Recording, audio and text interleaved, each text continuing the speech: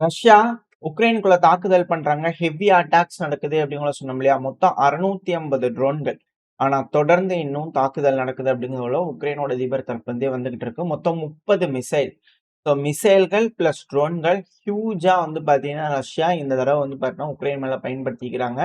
13 பகுதிகள் இந்த தாக்குதல்னால பாதிப்படைஞ்சிருக்குன்னு உக்ரைனோட அதிபர் தரப்பு இந்த ஜெலன்ஸ்கி தரப்பு வந்து கதறல்கள் வந்திருக்கு. மோர் தென் 650 ட்ரோன்ஸுங்க. ஆன்கோயிங் அட்டாக்ங்க. Energy infrastructure, civilian infrastructure literally எல்லாத்தையும் வந்து பாத்தீங்கன்னா அடிச்சு தள்ளிட்டு இருக்கிறாங்க ரஷ்ய தரப்புல இருந்து. அப்படிங்களா அவங்க தரப்புல இருந்து. அதுக்கு முன்னாடி இவங்க எஸ்கலேட் பண்ணாங்க. பதிலுக்கு இப்ப அவங்க எஸ்கலேட் பண்றாங்க. அவ்வளவுதான். மத்தபடி எதுவும் இல்ல. இதுல என்ன அப்படின்னா மனித இறப்பு அப்படிங்கிறது பண்ணா நார்மலா இந்த ரஷ்யா உக்ரைன் பிரச்சனையில ரிப்போர்ட் பண்றது ரொம்ப கம்மி தான். அதுல வந்து பாத்தீங்கன்னா நாட்கள் ஆக ஆக அது கொஞ்சம் இன்க்ரீஸ் ஆக ஆரம்பிச்சிருக்கு. 3 நபர்கள் இறந்திருக்கிறாங்க. 13 பகுதிகளில் தாக்குதல் நடந்ததுல இந்த அளவுக்கு 650 ட்ரோன்கள் தாக்குதல் பண்ணதுல 3 நபர்கள் இறந்திருக்கிறதா உக்ரைன் தரப்புல வந்து பாத்தீங்கன்னா செய்திகள் வருது. இதுல வந்து பாத்தீங்கன்னா ரிவைனி பகுதி நம்ம சொல்லியிருந்தோம் இல்லையா? ரொவ்னே அப்படிங்கிற ரஷ்ய தரப்பு சொல்லுவாங்க. ரிவைனி பகுதியில வந்து பாத்தீங்கன்னா 3 லட்சம் பேத்துக்கு மேல கரண்ட் இல்லாம அவதிப்பட்டிருக்காங்க. உக்ரைனோட மேற்குல இருக்கக்கூடிய பகுதிகள். இந்த பகுதிகள்லாம் தாக்குதல் நடக்குது அப்படின்னா ஹங்கேரியில இருந்து தான் வந்து பாத்தீங்கன்னா எலக்ட்ரிசிட்டி, கேஸ் எல்லாம் வந்துகிட்டு இருக்கு. இப்ப ரஷ்யா தொடர்ந்து இந்த ஜக்கார்பாட்டியா அந்த பகுதிகள்லாம் கை வைக்க ஆரம்பிக்கிறாங்க அப்படின்னா உள்ள வரப்பே வந்து இல்ல அப்படிங்கும்போது எப்படி உக்ரைனால சமாளிக்க முடியும் அப்படிங்கிறது இங்க இருக்கக்கூடிய கேள்வி. ரெடி பண்ணலாம். இதுல என்னன்னா கேட் அண்ட் மவுஸ் கேம். யாரு முதல்ல வந்து பாத்தீங்கன்னா ஃபியூயல் இல்லாம தோக்க போறாங்க அப்படிங்கிறது தான் இதுல இருக்கக்கூடிய விஷயம். ஸோ ரஷ்யா கிட்ட ட்ரோன்கள் இருக்கு. அவங்க யூஸ் பண்ணி அட்டாக் பண்ணிட்டே இருக்கிறாங்க. உக்ரைன் கிட்ட அதுக்கு உண்டான உபகரணங்கள் இருக்கு. ரெடி பண்ணிக்கிட்டே இருக்கிறாங்க. ஸோ ஒரு கட்டத்துக்கு மேல ஒண்ணு ரஷ்யா கிட்ட ட்ரோன் இல்லாம போகும். இல்ல உக்ரைனால தாக்குதல் நடக்கக்கூடிய பகுதியில ரெடி பண்ண முடியாம போகும். ஸோ யாரு முதல்ல இதுல தோக்க போறாங்க அப்படிங்கிறது இதுல இருக்கக்கூடிய விஷயம். ஏன்னா ஜெலன்ஸ்கியாவை தொடர்ந்து பணம் வேணும், அது வேணும் கேட்டேக்கிறார் இல்லையா? அதை வச்சு தெரிஞ்சுக்க முடியுது. ஸோ யார்கிட்ட முதல்ல ஃபினான்ஷியல் லாஸ் ஆக போறாங்க? ஏன்னா அதிகப்படியான ட்ரோன்கள் செய்யறாங்க, அது யூஸ் பண்ணிட்டே இருக்கிறாங்கன்னா இழப்புகள் ரஷ்யாக்கு ஏற்பட்டுக்கிட்டே தான் இருக்கும். ஸோ அதான் இதுல இருக்கக்கூடிய விஷயம். ஸோ இருதரப்புலையும் மாறி மாறி அட்டாக் பண்ணிக்கிறாங்க. இந்த ரிவைனி பகுதிகளில் மக்கள் வாழும் பகுதி, பில்டிங்கு, காரு இதெல்லாம் வந்து பண்ண டேமேஜ் ஆச்சு அப்படிங்கிற அவங்க தரப்பு வந்து கதறிட்டு இருக்கிறாங்க. ஆனால் ஹெவியான அட்டாக்ஸ் நடந்திருக்கு. அதுவும் குறிப்பா ஒடசா பகுதிகளில் வந்து பண்ணா பல விஷயங்கள் நடந்துகிட்டு இருக்கு. நம்ம இதை அடுத்தது பேர பார்க்கலாம். ஸோ ஹெவியான அட்டாக் வந்து பண்ண நடந்துட்டு இருக்கு. ஸோ இப்படி இருக்க சமயத்துல ட்ரம்ப் அவர்கள் ரொம்ப டயர்டா இருக்குங்க. எல்லாருமே டயர்ட் ஆயிடுச்சு. இந்த வாரம் வந்து பாத்தீங்கன்னா பார்த்து பார்த்து டயர்ட் ஆகி போச்சு. அதனால ஒரு செட்டில்மெண்ட்டுக்கு வந்து ஆகும். ஸோ இந்த பீஸ் டாக்ஸ் பண்ணா நகர்ந்துகிட்டு தான் இருக்கு. நெகோசியேஷன்ங்கிறது போயிட்டு தான் இருக்கு. இந்த ரஷ்யா உக்ரைன் பிரச்சனையை முடிக்கிறதுக்கு நார்மலா போயிட்டு இருக்கு. ஆனா எல்லாரும் டயர்ட் ஆயிட்டாங்க. அதனால இது நிறுத்தியே ஆகணும் அப்படிங்கிற அவர் தரப்பு ஸ்டேட்மெண்ட் வருது. இப்படி இருக்கும் சமயத்துல இந்த பேச்சுவார்த்தையில ஈடுபட்டு இருக்கிறாங்க இல்லையா? மிக முக்கியமான நபர் ஸ்பெஷல் என்வாய் அமெரிக்க தரப்புல இருந்து மிடில் ஈஸ்டுக்குன்னு விட்டாங்க. அதுக்கப்புறம் இவர் பேசுறதா நல்லாக்குன்னு ரஷ்யா கூடயும் பேச வச்சுட்டாங்க இந்த ரஷ்யா உக்ரைன் பிரச்சனைக்கும். இப்போ கெலாக் அவர்கள் தான் வந்து பண்ணா ரஷ்யா பிரச்சனையை முடிக்கிறதுக்கு அப்பாயின் பண்ணாங்க. ஆனா அந்த மூஞ்சி பார்த்தாலே வியாபாரம் ஆகல அப்படிங்கிறதுனால விட்டாஃப் அவர்களே வந்து பண்ண வச்சுக்கிட்டாங்க. அது இந்த அலாஸ்கால அவர் இருக்கவே கூடாது அப்படிங்கிறதுல ரஷ்ய தரப்புன்னு சொன்னதாலாம் செய்திகள் பார்க்க முடிஞ்சுச்சு. இப்போ விட்டாஃப் அவர்கள் தான் வந்து பண்ண இதுல ஆக்டிவா என்கேஜ் ஆயிட்டு இருக்காங்க. இப்ப என்னன்னா விட்டாஃப் அவர்கள் மேலேயே வந்து பண்ண களங்கம் ஏற்படுற மாதிரியான சில செய்திகள் வந்துகிட்டு இருக்கு. அதாவது மார்க்கோ ரூபியோ அவர்களுக்கும் விட்டாஃப் அவர்களுக்கும் சண்டை வருது. விட்டாஃப் அவர்கள் ரூபியோ அவர்கள்ட்ட எதுவுமே சொல்லாம அவரே போய் தன்னிச்சையா வந்து பாத்தீங்கன்னா இருதரப்புலயும் பேசி கொஞ்சம் விட்டு கொடு, கொஞ்சம் விட்டு கொடு, நீங்க இப்படி பண்ணுங்கன்னு சொல்லிட்டு அவரே முடிவு எடுத்து இது போல வேலைகள்லாம் செஞ்சிடறாரு. ஸோ ரூபியோ அவர்களுக்கு அதுக்கப்புறம் தான் தகவல்கள் வருது. ஸோ எல்லாம் வச்சு பார்க்கும்போது அவங்க 2 பேத்துக்குமே வந்து பார்த்தா கருத்து மோதல்கள் இப்போ வர ஆரம்பிச்சிருச்சு. ஸோ ரூபியோ அவர்கள் வந்து பாத்தீங்கன்னா இப்போ விட்டாஃப் அவர்களுக்கு வந்து அழுத்தங்கள் கொடுத்துட்டு இருக்கிறாரு. நீ ஏன் வந்து உக்ரைனியை விட்டு கொடுக்க சொல்லி கேட்டுக்கிறேன். ரஷ்யாக்கு அழுத்தங்கள் கூட அப்படிங்கிறது வந்து பண்ண ரூபியோ அவர்கள் சொல்றதா சொல்லப்பட்டு வருது. அதாவது டயர்டா இருக்கிறாங்க, பிரச்சனையை முடிங்க அப்படிங்கிற சொல்றாங்க.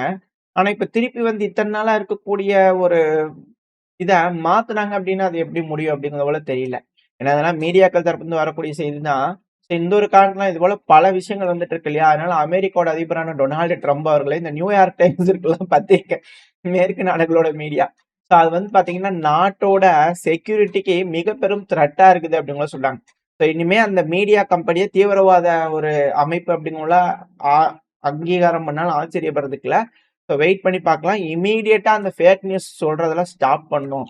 பூரா பொய்யா சொல்லிட்டு திரியிறாங்க அந்த மீடியா அப்படிங்கிறது போல ட்ரம்ப் அவர்கள் தரப்பு ஸ்டேட்மெண்ட் வந்திருக்கு.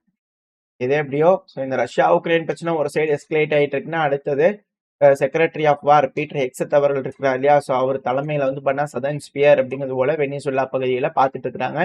திரும்பவும் டிசம்பர் 22 இன்னொரு கப்பல் மேல ஒரு சின்ன வெசல் அது மேல வந்து பண்ண தாக்குதல் பண்ணிட்டோம் அப்படிங்கிற வீடியோ பதிவுகள் ரிலீஸ் பண்ணிக்கிறாங்க. லோ ப்ரொஃபைல் வெசல் மேல அட்டாக் பண்ணிட்டோம் அப்படிங்கிறது போல. கேட்டா நார்கோ டெரரிஸ்ட் வாங்க. ஆக்சுவலா வந்து ஆயில் எடுத்துட்டு போகக்கூடிய விஷயங்கள் அப்படிங்கிற தெரியுது. இதெல்லாம் கைனெட்டிக் வெப்பன் அப்படிங்கிறாங்க. நான் அடிச்ச உடனே தீ பிடிச்சிருதே அப்படிங்கிற கேள்விகள் வருது. இது எப்படியோ இது போல வந்து பாத்தீங்கன்னா தாக்குதல்கள் நடந்துட்டு இருக்கு. ஆனா இதுல என்ன ஒரு ஹைலைட்னா சாங்ஷன் பண்ணக்கூடிய டேங்கர் அமெரிக்கானால சாங்ஷன் பண்ணக்கூடிய டேங்கர் ஆர்டிக் பகுதியை தாண்டி அது இங்கிலீஷ் சேனல் வழியா வந்து பாத்தீங்கன்னா வேணும்னே வம்படையா பிடிச்சுதான் பாரு அப்படிங்கிறது போல வந்து பாத்தீங்கன்னா அது வந்திருக்குது. வெனிசுலாக்குள்ள வந்திருக்குது ஹைப்ரான் உர்மான்ஸ்க் பகுதியிலிருந்து நாப்தா அந்த இதை லோடு பண்ணிட்டு வந்து பாத்தீங்கன்னா வந்திருக்குது. நார்த்தன் சி ரூட் வழியா வந்து பாத்தீங்கன்னா ரஷ்யாக்கே வந்திருக்கு. ரிஃபைனரி வழியா வந்து பாத்தீங்கன்னா போயிட்டு வெனிசுலாக்கே வந்திருக்குது. இது சார்ட் ஆஃப் லீட் தான். வெனிசுலாக்கு சாங்ஷன் போட்டிருக்காங்க. இதெல்லாம் போகக்கூடாது. சாங்ஷனை இவேசிவ் பண்றாங்க அப்படிங்கிறது போல. ஆனா இந்த ஐப்ரான் ஜாலியா வந்து பாத்தீங்கன்னா வந்துட்டு போகுது அப்படிங்கிறது போல செய்திகள் வருது. அதாவது ட்ரம்ப் அவர்களோட சாங்ஷன்ஸ், ட்ரம்ப் அவர்களோட விஷயங்கள் எல்லாமே வந்து பாத்தீங்கன்னா ரஷ்யா மற்ற நாடுகள் பத்தி இல்ல போல தெரியுது. ஸோ அவரோட குறிப்பா இருக்கிறதுலாம் ஈரான் அண்ட் சைனா. ஸோ இந்த இரு நாடுகளை மட்டுமே அவர் டார்கெட் பண்ணி இங்க வந்து உட்காந்துருக்கிறாங்களா அப்படின்ற கேள்விகள் வருது பல அனலிஸ்டுக்குள்ள. ஸோ ரஷ்யாவுக்கு இதுக்கு சம்மந்தம் இல்லை. ஸோ ரஷ்யாவோட கப்பல்களுக்கு எந்த ஒரு பிரச்சனையும் இல்லை. ரஷ்யாவோட ஷேடோ டேங்கா இருந்தாலும் சரி எதுவாக இருந்தாலும் சரி அமெரிக்கா கை வைக்க போறது கிடையாது. அது பாட்டுக்கு ஜாலியா வந்துட்டு ஜாலியா போகும் அப்படிங்கிற மாட்டு கட்டல. மற்ற நாடுகளுக்கும் பிரச்சனை இல்லை போல தெரியுது. ட்ரம்ப் அவர்களோட டாரிஃப் அந்த ப்ரெஷருக்கு வந்து ஏற்ப யாராலையும் முடியல. மேபி நம்மளுக்கு கூட இருக்கலாம். நம்மளுக்கு ஏதோ ஒன்று வருது போகுதுன்னா கூட அடிப்பாங்களா இருக்கும், பிடிப்பாங்களா இருக்கும். ஏன்னா நம்மளும் இது வரைக்கும் டாரிஃப்ல எந்த ஒரு இதுவும் விட்டு கொடுக்குற மாதிரி தெரியல இல்லையா? ஸோ அதனால வர்த்தகத்தை வந்து பார்த்தீங்கன்னா முடக்கிறதுக்கான வேலைகள் செஞ்சுக்கிட்டு இருக்காங்களா அப்படின்ற கேள்விகள் இருக்கு. ஏன்னா அமெரிக்கா நம்ம இந்தியன் ஓஷன்ல கூட ஒரு கப்பலை பிடிச்சிட்டு போயிட்டாங்க. ஸோ டாரிஃப்ல வந்து ட்ரம்ப் அவர்களுக்கு ஏத்த மாதிரியான சில முடிவுகள் எக்கனாமிக்கலி எடுக்கலைன்னா வந்து பிடிச்சிருவாங்களா அப்படின்னு கேள்விகள் இருக்கு. அது மட்டும் இல்லாம ட்ரம்ப் அவர்கள் சொன்ன மாதிரி தான் இந்த டிஸ்இன்ஃபர்மேஷன் அப்படிங்கிறது அமெரிக்காவோட மீடியாக்கள் பிரதானமா பரப்புறாங்க அப்படிங்கிற மாற்றுக்கிறதுல. ஏன்னா இந்த அசோசியேட் பிரஸ் அப்படிங்கிற ஒரு இருக்காங்க. ஸோ அவங்க வந்து பாத்தீங்கன்னா வெனிசுவேலால இருந்து ரஷ்யாவோட எம்பசியோட ஃபேமிலிஸ்லாம் இருப்பாங்க இல்லையா? ஸோ அவங்கள இவாக்குவேட் பண்ண ஆரம்பிச்சிட்டாங்க அப்படிங்கிற ஒரு செய்திகளை போட. அதுக்கு ரஷ்ய தரப்பு வந்து பொய்யா சொல்றாங்க. அப்படிலாம் ஒன்றும் கிடையாதுங்க. எல்லாம் அங்கே தானே இங்க இருக்காங்க அப்படிங்கிறது போல அவங்க தரப்பு. ஆக்சுவலா என்னன்னா இது போல ஃபேமிலிஸை வெளியேற்றுறாங்கன்னா அது போருக்குள்ள என்ட்ரு ஆக போகுது அந்த நாடு அப்படிங்கிறது போல அர்த்தம். எம்பசியில் இருக்கக்கூடிய நபர்கள் அவங்களோட ஃபேமிலி மெம்பர்ஸ், குழந்தைகள், பெண்கள் இவங்க எல்லாத்தையும் பத்திரமா தன் நாட்டுக்கே அனுப்பிச்சு வைக்கிறது வழக்கம். நார்மலா நடக்கக்கூடிய விஷயங்கள். ஸோ இது போல நடக்குது அப்படின்னா பதட்டத்தை உருவாக்கிட்டு இருக்கிறாங்க. போர் பதத்தை பொய் சொல்றாங்க அப்படிங்கிறது போல ரஷ்ய தரப்புல இருந்து வந்து பார்த்தீங்கன்னா சொல்லிக்கிறாங்க. இது போல விஷயங்கள் இங்க நடந்துட்டு இருக்கா. அடுத்த எஸ்கலேஷன் அப்படிங்கிறது மிடில் ஈஸ்ட் இல்லையா? ஸோ மிடில் ஈஸ்ட்ல வந்து பார்த்தா நெத்தன்யாகு அவர்கள் ஜாயின்ட் பிரஸ் கான்ஃபரன்ஸ் வந்து பார்த்தா கொடுத்திருந்தாங்க. இதுல என்னன்னா சைப்ரஸ், கிரீஸ் அவங்களோட இணைஞ்ச இஸ்ரேல். ஆக்சுவலா இது யூகே இருக்க வேண்டியது. யூகே வந்து இஸ்ரேலுக்கு இந்த பணியே வச்சுக்கோ அப்படின்னு கொடுத்துட்டு போயிட்டாங்களா என்னமோ தெரியல. ஸோ இந்த பகுதியில் வந்து பார்த்தா கிரீஸ், சைப்ரஸ், இஸ்ரேல் 3 நபர்களும் இணைஞ்சு துருக்கிக்கு எதிராக வந்து பாத்தீங்கன்னா சாலிடாரா இருப்போம். அவங்க எர்டகன் அவர்கள் செய்யக்கூடிய வேலைகள் த்ரெட் இருக்கு இல்லையா? அவரால் ஏற்படக்கூடிய அபாயங்களுக்கு எதிராக நம்ம 3 நாடுகள் இணைஞ்சு ஸ்ட்ராங்கா செயல்படும் அப்படிங்கிறது போல இவரு தரப்புல இருந்து வந்து செய்திகள் வந்துகிட்டு இருக்கு. அது மட்டும் இல்லாம கமிட்மெண்டா இருப்போம். டிஃபெண்ட் பண்ணுவோம். எந்த ஒரு பிரச்சனையா இருந்தாலும் டிஃபெண்ட் பண்ணுவோம். கோஆபரேட் பண்ணுவோம் நம்ம நாடுகள்லாம் அப்படிங்கிறத சொல்லிக்கிறாங்க. ஸோ கிரீஸ், இஸ்ரேல், சைப்ரஸ் இந்த பகுதியில் வந்து துருக்கிக்கு த்ரெட்டா இருக்காங்க. ஸோ இப்படி இருக்கும்போது எப்படி ரஷ்யாவை கவுண்டர் பண்றதுக்கு துருக்கி உதவுவாங்க மேற்குக்கு அப்படின்ற கேள்விகள் இருக்கு. அது மட்டும் இல்லாம ஈரானை பத்தி வந்து பாத்தீங்கன்னா பேசிக்கிறாங்க. நிறைய விஷயம் பேசினாங்க. இஸ்ரேலோட பிரைம் மினிஸ்டர் கிரீஸ் நிறைய பேசினாங்க. பட் இம்பார்ட்டன்டான விஷயம் அப்படிங்கிறது வந்து இந்த 2 விஷயம். இல்ல ஈரான் இருக்கிறாங்க இல்லையா? அவங்க வந்து பாத்தீங்கன்னா பெரிய அளவுல வந்து பாத்தீங்கன்னா எக்ஸசைஸ் கண்டக்ட் பண்ணிட்டு இருக்கிறாங்க ரீசெண்டா. அதெல்லாம் புரியுது. நாங்களும் அதை பார்த்துக்கிட்டு தான் இருக்கிறோம். வி ஆர் வாட்சிங் அப்படிங்கிற சொல்லிக்கிறாங்க. அது வந்து பாத்தீங்கன்னா நெசசரி ப்ரிப்பரேஷன் நாங்களும் பண்ணிட்டு தான் இருக்கணும். அதாவது ஒரு விஷயத்த வந்து கன்வே பண்றோம். இஸ்ரேலுக்கு எகெயின்ஸ்டா ஏதாவது ஆக்ஷன் பண்ணலாம். ஏதாவது வந்து பண்ண யோசிச்சீங்க ஈரான் அப்படின்னா வெரி ஷார்ப் ரெஸ்பான்ஸ் இருக்கும் அப்படிங்கிறத இவரு தரப்பு திருப்பி மிரட்டல்கள் வந்திருக்கு. சரி ஓகே இதுதான் அப்படின்னா அடுத்தது வந்து சிரியால ஆரம்பிச்சிட்டாங்க. எல்லாம் 1 நாள் 2 நாள் தான் அமைதியா இருக்கிறது. சிரியால எப்ப பாரும் போர் அந்த எண்ணம் அப்படிங்கிறதுல எந்த ஒரு சேஞ்சுமே இல்லை. இப்ப சிரியால வந்து பாத்தீங்கன்னா சிரியன் ஆர்மி இந்த ஹெச்டிஎஸ் இருப்பாங்க இல்லையா? அதான் அல் சாரா அவர்கள் அவர் தலைமையில் இருக்கக்கூடிய ராணுவம் வந்து பாத்தீங்கன்னா ரெடியா இருக்கு. ஸோ இட்லிப் பகுதியிலிருந்து எல்லாம் ரெடியா இருக்காங்க. அலப்போ பகுதியில் போய் பயங்கரமான அட்டாக். இந்த அலப்போ பகுதியில் வந்து பாத்தீங்கன்னா எஸ்டிஎஃபோட கும்பல்கள் இருப்பாங்க இல்லையா? அவங்கள பொறுத்த வரைக்கும் எஸ்டிஎஃப்ங்கிறது டெரர் கும்பல்கள். அந்த டெரர் கும்பல்களை எடுத்து நாங்கள் சண்டை பிடிச்சிக்கிட்டு இருக்கிறோம் அப்படிங்கிறது போல எஸ்டிஎஃப்ல முழுமையா இல்லை. சில ஃபிராக்ஷன்ஸ் மட்டும் இப்போ சண்டையை ஏற்பட்டுக்கிட்டு இருக்கு அப்படின்னு சொல்லிட்டாங்க. அமெரிக்கா அவங்களோட கமிட்மெண்ட்டுக்கு எகெயின்ஸ்டா செயல்படுறாங்களா அப்படின்ற கேள்விகள் பல அனலிஸ்டுக்குள்ள இருக்கு. ஏன்னா துருக்கி, சிரியா இவங்கள ஒரு மாரியான ஒப்பந்தங்கள் போட்டிருக்கலாம். ஏன்னா சிரியாவோட தெற்கு பக்கம் கொஞ்சம் வீக்கா பண்ணாங்க. இஸ்ரேல் வந்து பார்த்தீங்கன்னா, அந்த பகுதியில கொஞ்சம் சீர்திருத்தம் பண்ணலாம் அப்படிங்கிற ரெடி பண்ணிட்டு இருக்கிறாங்க. இப்ப என்ன இப்ப எஸ்டிஎஃப்மா அப்படிங்கிற ஒரு கேள்விகள் வருது. ஸோ அமெரிக்கா தான் இருப்ப வந்து பார்த்தீங்கன்னா, நிலைநாட்டிக்கிறதுக்கு எஸ்டிஎஃப் ரொம்ப ரொம்ப தேவை சிரியால. ஸோ அந்த எஸ்டிஎஃப் ஏன்னா ஆயில் ரிக் அதெல்லாம் அங்க தான் இருக்கு. ஸோ அந்த பகுதிகள அவங்க கட்டுப்பாட்டுக்குள்ள எடுத்துக்கிறதுக்காக இப்ப திரும்பவும் ஒரு கிளாஸஸ் அங்க ஆரம்பிச்சுச்சு அப்படின்ற கேள்விகள் இருக்கு. ஹெவியான கிளாஷஸ் சிட்டி முழுவதும் நடந்துகிட்டு இருக்கு. இரு தரப்புலயும் மாறி மாறி அட்டாக்ஸ் பண்ணிக்கிறாங்க. வரக்கூடிய வீடியோ பதிவுகள் பார்க்க முடியுது. ஒரு போர் களம் போல மாறிடுச்சு சிரியா திரும்பவும். அதுவும் சிரியாவோட டேங்க் எல்லாம் வந்து பாத்தீங்கன்னா என்கேஜ் பண்ணிட்டு இருக்குது. இதுல துருக்கி சைடுல இருந்து ஒரு பக்கம் ஆரம்பிச்சிட்டாங்க. துருக்கி வந்து பாத்தீங்கன்னா குர்திஸ்தான் பொசிஷன்ஸ் இருக்கும் இல்லையா? ஸோ அலப்போ பகுதி அந்த பகுதியில அவங்களும் வந்து பாத்தீங்கன்னா தாக்குதல் பண்ண ஆரம்பிச்சாங்க. பயங்கரமான ஷெல்லிங் நடந்துட்டு இருக்கு. அதுவும் அராப் ட்ரைப்ஸ் இருப்பாங்க இல்லையா? சிரியால இருக்கிறவங்க அவங்க ஜென்ரலா மொபைலைஸ் பண்ணாங்க. எல்லாரும் வாங்க சண்டைக்கு போலாம். இந்த எஸ்டிஎஃப் தீவிரவாதிகளுக்கு எதிர்த்து வந்து பண்ண அதாவது அவங்க சொல்றாங்க அது போல. சில நபர்கள் எஸ்டிஎஃப்க்கு ஆதரவா இருப்பாங்க. ஏன்னா குர்திஸ்தான் அப்படிங்கிறது தனிநாடு. ஈராக்ல கொஞ்சம், துருக்கியில கொஞ்சம், சிரியால கொஞ்சம், அர்மேனியால கொஞ்சம், ஸோ இது போல ஈரான்லயும் கொஞ்சம், இது போல பகுதிகள்லாம் இணைஞ்சு வந்து பார்த்தீங்கன்னா, ஒரு தனி நாடு கிரேட்டர் குர்திஸ்தான் அப்படிங்கிற உருவாக்கலாம்னு அது தனியா ஒரு எண்ணம் போயிட்டு இருக்கு.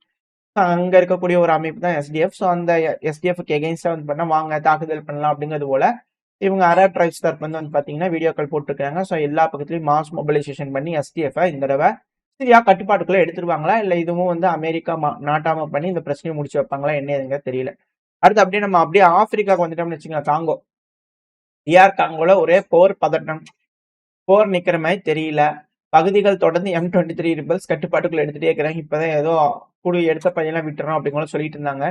ஸோ இது போல தாக்குதல், ஒரே பிரச்சனை, ஒரே சிக்கல்கள் அப்படிங்கிற பல விஷயங்கள், ஊழல்கள், ஏகப்பட்ட விஷயங்கள் இருந்தனால இப்ப அங்க பயங்கரமான ப்ரொடெஸ்ட் நடந்துட்டு இருக்கு அப்படிங்கிற செய்திகள் வருது. ரிசைன் பண்ணுங்க அதிபரே. பிளெக்ஸி அவர்களே முதல்ல ரிசைன் பண்ணுங்க அப்படிங்கிற மக்கள்கள் ப்ரொடெஸ்ட் பண்ண ஆரம்பிச்சிட்டாங்க அப்படிங்கிற சொல்றாங்க. ஜென்ஜி ஸ்டைல் ப்ரொடெஸ்டா இல்ல எப்படி என்ன எதுங்க தெரியல. இங்க ஒரு பதவி விலகுறாருன்னா அமெரிக்காவுக்கு கொஞ்சம் கை வந்து பாத்தீங்கன்னா இழந்த மாதிரி இருக்குமா? இல்ல அவங்களுக்கு பதிலா வேற ஒரு நபரை வைப்பாங்களா? இல்ல இவரே நின்றுவாரா? அப்படிங்கிற கேள்விகளா இருக்கு. வெயிட் பண்ணி பார்ப்போம் என்ன நடக்கும்னு சொல்லிட்டு. ஜியோ பாலிட்டிக்கல் மூவ்ஸ் அப்படிங்கிறது பண்ணா ரொம்ப வேகமா நடந்துட்டு இருக்கு அப்படிங்கிற மாற்று கருத்து இல்ல. அதுக்கான காரணம் இந்த ரஷ்யா உக்ரைன் பிரச்சனை. இந்த பிரச்சனை முடிவுக்கு வரப்போதா? இல்ல தொடர்ந்து நடக்க போதா? என்ன நடக்க போனது பார்த்துக்கலாம். ஓரளவுக்கான தகவல்கள் இந்த பையில பார்த்துருப்போம்னு நினைக்கிறேன். இதோட இந்த பையன் நான் முடிச்சுக்கலாம். இந்த பதிவு எப்படின்னு உங்களுக்கு பிடிச்சிருக்கா? பிடிச்சுன்னா லைக் பண்ணுங்க. ஃப்ரெண்ட்ஸ் உங்களுக்கு ஷேர் பண்ணிக்கோங்க. அது கூட மறக்காம உங்களோட கருத்துக்களையும் கமெண்ட் செக்ஷன்ல சொல்லுங்க. கூடவே நம்ம சேனல் சப்ஸ்கிரைப் பண்ணலாம் மறக்காம சப்ஸ்கிரைப் பண்ணிக்கோங்க. அப்பதான் நம்ம போடக்கூடிய வீடியோக்களை மதிச்சு யூடியூப் 4 பேருக்கு ப்ரொமோட் பண்ணும். உங்களோட அன்பாதரவை எனக்கு எப்ப இருக்கும் நம்பிக்கையில் இந்த பையன் நான் முடிச்சுக்கலாம். இந்த பதிவு நல்லா இருக்கும் நம்பிக்கை அடுத்த சந்திக்கிறேன். Stay safe. பை.